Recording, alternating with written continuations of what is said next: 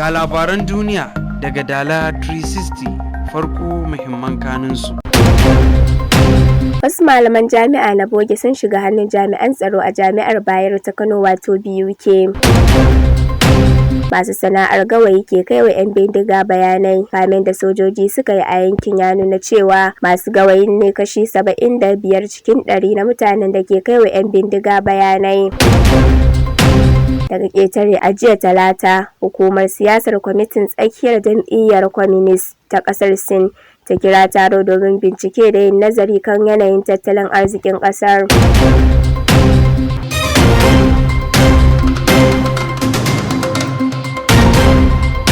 Masu sauraro assalamu alaikum warahmatullah. Yau muna Laraba 25 ga watan Muharram shekarar 1446 wanda ya daidai da 31 ga watan Yulin shekara ta 2024.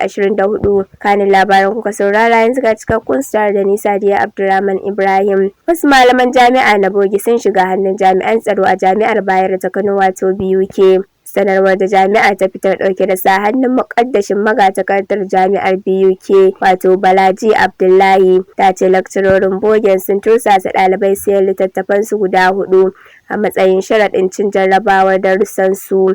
Dubun mutanen biyu, Mr. David Iliyobe daga jihar Edo da Mr. Chike Aake daga jihar Delta ta cika ne bayan sun shiga ɗakin karatu a tsangayar karatun injiniya ga gabatar da kansa a matsayin lakcarori suka kuma tallata musu littattafai guda 4.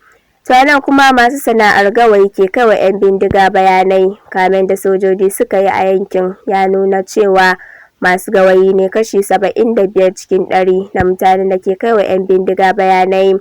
Wani basarake a yankin Kaciya da ke jihar Kaduna ya zargi masu sana'ar gawayi a yankin da kaiwa 'yan bindiga bayanan sirri. Basaraken wanda ya nemi a ɓoye sunansa ya ce kamen da sojoji suka yi a yankin ya nuna cewa masu gawayi ne kashi 75 cikin 100 na mutanen da ke kaiwa 'yan bindiga bayanai. A hirarsa da wakilinmu ta wayar tarho a ranar Litinin, basaraken ya bayyana cewa galibin masu harkar gawayin sun zama 'yan aikin 'yan bindiga. Kuna sauraron labarin ne daga Dala 360 tashar albarka. Za ku iya bibiyar mu ta shafukanmu na sada zumunta kamar su YouTube, TikTok, Instagram a Dala 360 da kuma Facebook jaridar Dala. Sannan za ku iya turo mana da ra'ayoyinku akan labaran da kuka saurara ta lambar WhatsApp 09121684474. Ku dakace mu.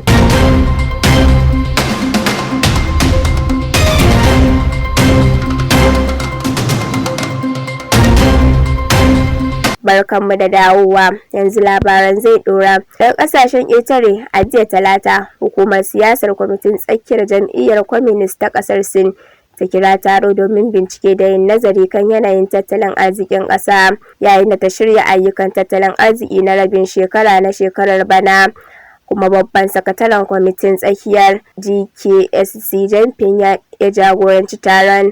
A taron an jaddada cewa ana fatan haɓaka buƙatun al'umman ƙasar ta hanyar farfaɗo da harkokin yin sayayya da kuma mai da hankali kan tallafawa al'umma da inganta harkokin yin siyayya a lokacin da ake tsara manufofin tattalin arziki. Duka-duka na muka kawo ƙarshen labaran, sai dai kafin mu sallama ga bitar wasu daga cikin labaran da kuka saurara. Kun ji cewa wasu malaman jami'a na bogi sun shiga hannun jami'an tsaro a Jami'ar Bayero ta Kano wato BUK. Masu sana'ar gawayi ke kai wa 'yan bindiga bayanai. Kamen da sojoji suka yi a yankin ya nuna cewa masu gawayin ne kashi 75 cikin 100 na mutanen da ke kai wa 'yan bindiga bayanai. Daga ƙetare a jiya Talata, hukumar siyasar kwamitin tsakiyar jam'iyyar Communist ta ƙasar Sin ta kira taro domin bincike da yin nazari kan yanayin tattalin arzikin ƙasar. A madadin sashen labarai da al'amuran yau da kullum na Dala 360 musamman wanda ya tattara labaran Abubakar Musa Kofar Waika, sai wanda ya tace su Mustapha Abdulmumin Gyaɗi-Gyaɗi, Umar Isaac Umar Shirɗai Sadani da ku. Ni da na karanto Sadiya Abdulrahman Ibrahim nake cewa ku ci gaba da kasancewa da Dala 360 tashar albarka.